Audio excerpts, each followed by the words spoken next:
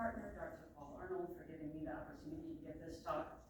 We heard a little bit about TOPS earlier, so we'll go through some of the papers that came out of the randomized controlled trial that was discussed earlier, and then I'll show you a few patients that we treated in Cincinnati that were part of the trial, and then a few that came after the trial.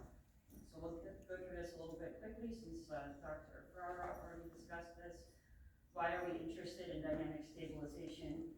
We know that fusion can cause increased motion loading and increased stress at facets of adjacent levels. Patients can develop adjacent segment disease. And the goal of this dynamic stabilization is to offload the facets and control motion in the defined planes. There's different types of these dynamic stabilization devices. For any residents or fellows who might not know about this, I got a lot of this information from one of Dr. Wang's papers from 2007, which goes over a lot of the available devices. So we talked about the posterior inner spinous devices, which are here, such as Coflex or X-Stop. There's pedicle-based fixation systems of Stenosis, as demonstrated below. The concern with this is that it was better in studies than controls. However, it was not shown to be superior to fusion, and also had a high device failure rate of about 17 to 19%. Having said that, we have revised a few cases in Cincinnati from patients that had this implanted over 20 years ago and did well with it for a long time. And then there's the facet replacement systems such as TOPS. So a little bit about the history of TOPS. It was first implanted in 2005 and approved in Europe in 2012.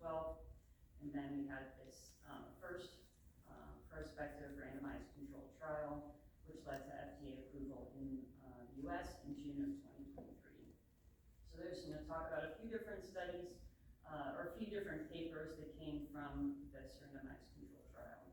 So the first one came out he published in 2022, again compared 1 year clinical and radiographic outcomes for TOPS versus 1 month of TLIF. But because the study was still, I think, enrolling and ongoing at that time, there were no reports or no comparison to the TLIF control group.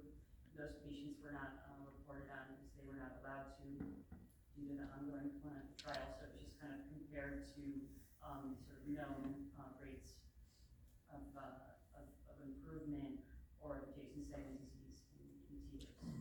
So indications in this study was symptomatic grade 1 degenerative spondylolisthesis with moderate to severe lumbar spinal stenosis, ligaments inflating thickening, facet joint scarring, and at one single level with radiculopathy or neurogenic claudication, which is more prominent than axial back pain. So it's originally going to give the talk on lumbar disc replacements, but the topic kind of got changed. But I think it's important to emphasize here that the indications for these procedures are very different. So for a lumbar disc replacement would really be axial back pain, believed to be discogenic in nature, without patients having primarily claudication, facet hypertrophy, or radiculopathy. So in this case, 153 patients underwent TOPS implantation. There was a 7.2% complication rate, which is comparable to previously reported TLIF complication rates. And there was a 5.9% total re-op rate, which is compared to 13.5% for all single-level lumbar fusions and 4% rate for TLIFs. None of the patients in 1 year had another revision score for adjacent segment disease. Some of the studies go up to 43% of adjacent segment disease at 1 year for TLIFs. And I think in this case, they showed here the 9 patients underwent 13 reoperations, and I think only one of those was due to implant loosening and one due to misplaced instrumentation.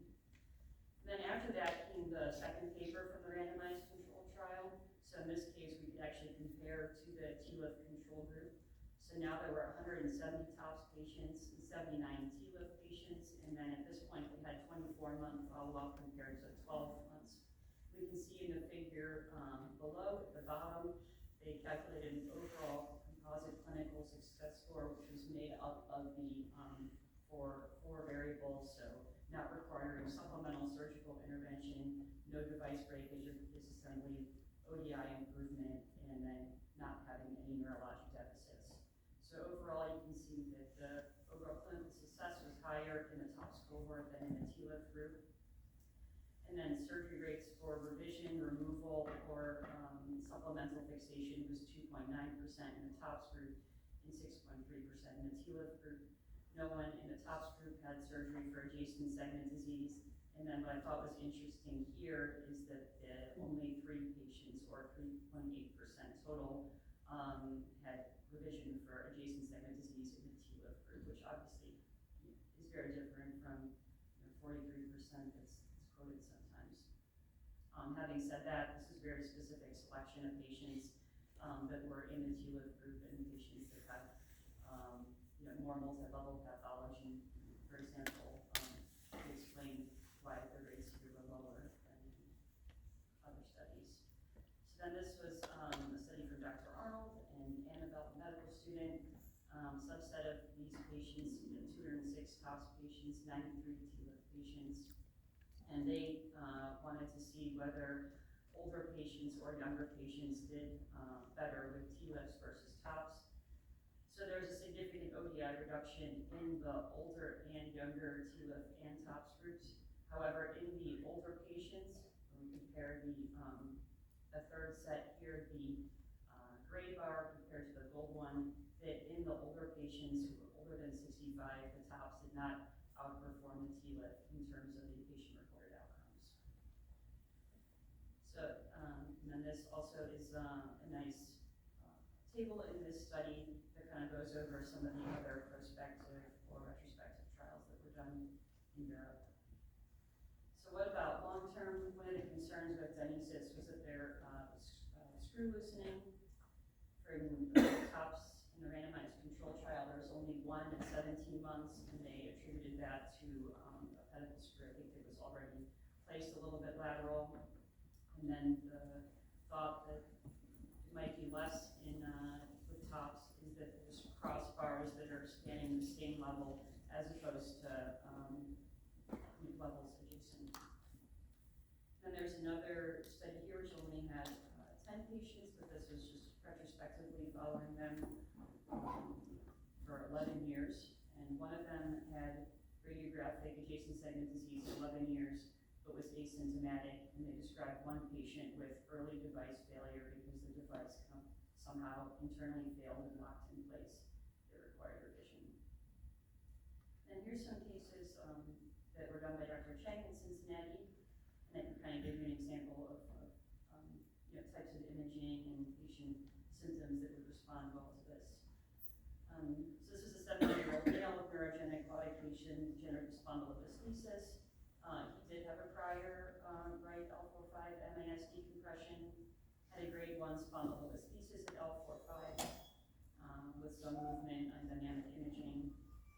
He was in a TOPS group in 2021 as part of the study. I actually saw him myself in April this year. These are his 3-year x-rays, and he's doing excellent and just has occasional mild back pain.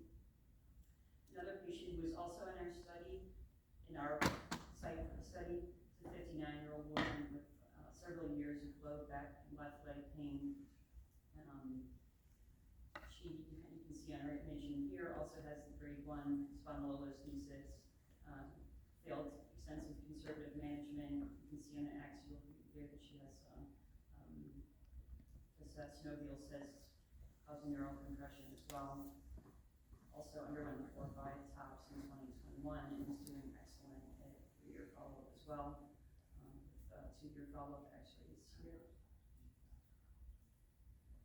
And then all of our, there are a few more, they all kind of similar. This was kind of goes back to knowing your patient well. This was a lady that did a TOPS on earlier this year. I think what we didn't realize is that she was really addicted to opiates pre-op, so she had the L4-5 TOPS. It was in February of this year, and initially we really struggled with pain management for her post-op, and she's bringing in meds from outside the hospital, and she got Narcan on the floor several times.